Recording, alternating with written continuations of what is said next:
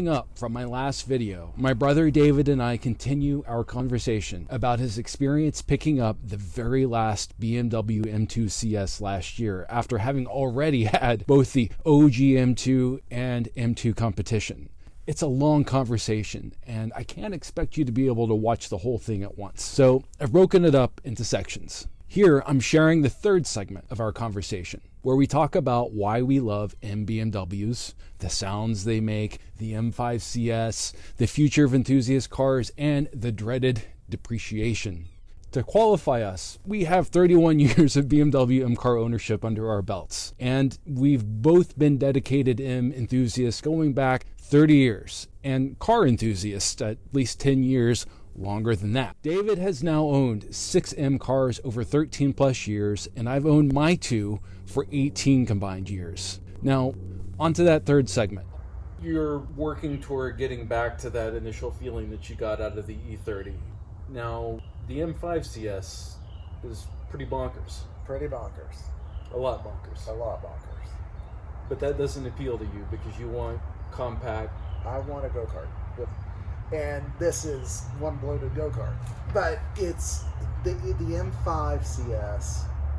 I mean, again, if I had unlimited money, yeah, I'd have 3 of them. Yeah, I watched Chris Harris drive. Oh, yeah, Chris Harris knows what to do with that. Yeah, he does. But again, it's big, and I don't, even though they try really hard to make the big invisible by the incredible technology, it's just big. It's mass. Yeah. And this is also, more massive than, I would ideally like. And again, what I really wish is that BMW, this would be my dream, is they would release this with no radio, with no nav, with no, it's got electric seats. Get that out of there. Because like that, I don't need electric seats. In fact, I'd rather that they not have electric seats. Like, get rid of the back seat. Yeah. Like, get rid of it. And I know that you can do all that. I can mod it if I wanted to do all that. But I wish it came from the factory like that. Like a CSL, for example, is closer to that. And you'll get punished value-wise if you mod it at all. I know. And so I do wish, and in fact, I've even written to BMW, when you buy a new BMW, they really send out a lot of questionnaires. How can we make our product better? How can we make it appeal to you more? Like, what is it that you want? And so I'll explain to them, I'm an M driver. Like, I'm probably never going to buy, just a regular BMW, as much as they're fine. I'd rather have an M. So, like, make me an M. Like, make me something that's lightweight, that like, throw out everything that isn't needed. Yeah. And man, now that I would gladly pay the premium for, because even though you're getting less, you're getting so much more. Well, I mean, that's kind of what Porsche's been doing, right? I know. And it seems to be working for them quite well. That Porsche is, in fact, I mean, if I jumped, it would be to Porsche. Well, you've been saying that. Yeah. I mean, that's probably what you're going to have to do, right? Maybe. Yeah. Maybe. I mean, well, what would you, out of curiosity, what would you get? Well, I mean, like a GT4? Sure. Well, it's probably, I don't think it's much for the premium. It's not much more. But yeah, GT4 would be great. I mean, my greatest dream of dream, I'd have a GT3. I mean, that's a heck of a car. But, this is what to do until I win the lottery. So, anyway. I don't know, you seem to be doing all right. I'm doing okay, but it's it adds up. So speaking of adding up, depreciation. You had the M2 for 1 year, so you paid $58 for it and you sold it for, and I must confess, I don't really remember. It was probably 10 or 15 less than that. And then you paid $10,000 premium to get the comp. Yeah, I mean, like I said, the dealer didn't charge me more than MSRP. Okay. In fact, they gave me a slight discount. Okay. And then you did okay on the trade-in on the M2 comp. Yeah, because it was desirable, and so they gave me. I did trade it. To the dealer. And also, please understand, he keeps his cars perfect, like showroom, as you say. Like, I mean, he takes the wheels off to clean the wheels. Barrel, I do get a little obsessive about it. I keep them in good shape, so the people that buy them are happy to get them. They are. So that's good. Yeah, this will be, I think, be one that maybe won't depreciate as much as the others. Oh, it won't. Because you do take a hit on a BMW or an M, or typically.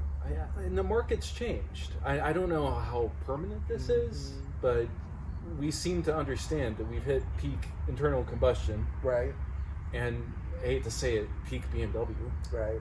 So, yeah, I think that they're going to escalate in value, but will it be dramatic? Like we've been talking about, and I think everybody who's watched this video has probably heard this, and there are multiple examples, but there was an E46 M3 that's almost exactly like mine, except it's a manual.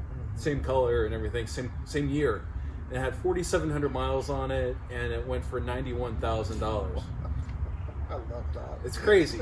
But if you think It's a about... great car, though. It's a great car, but, you have that car for however many years that is, and you barely drive it. And maybe, you don't really need to drive a lot to get the experience. You just drive a few miles, and then you put it away, and you put it in a garage, and you have it to look at.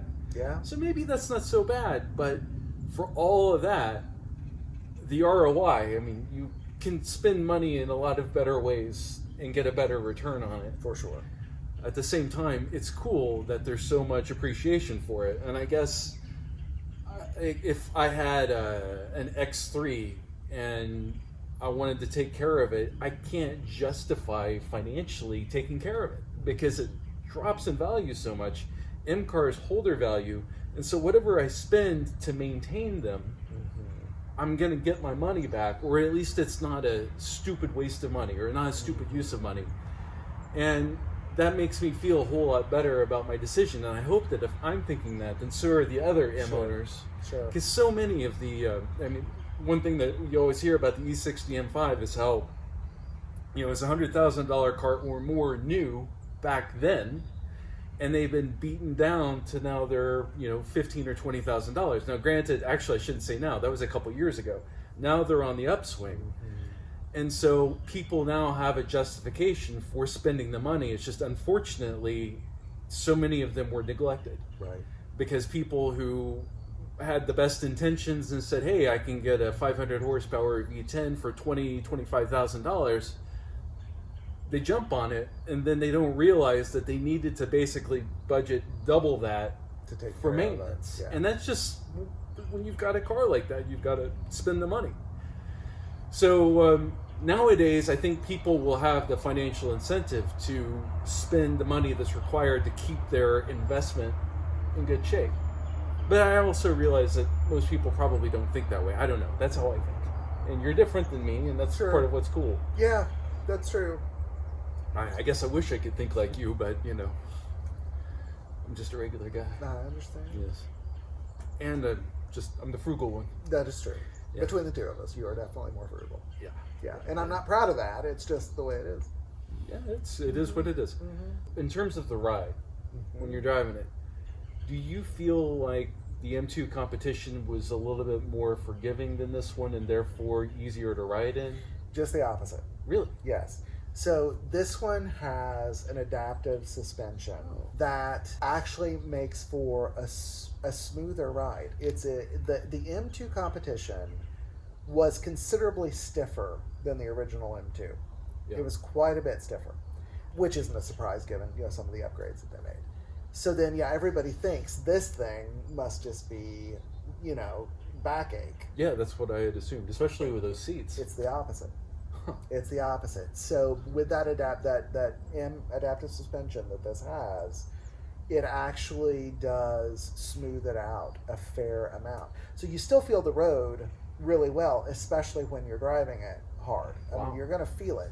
But then when you're just going to get groceries, it's giving you a smoother ride. You can definitely feel it going over speed bumps. Yeah. I avoid potholes, but I'm sure you'd notice it there too. But just cracks in the pavement, you name it. This is more forgiving than the competition. Yet you still feel it. Oh, you feel it. Okay.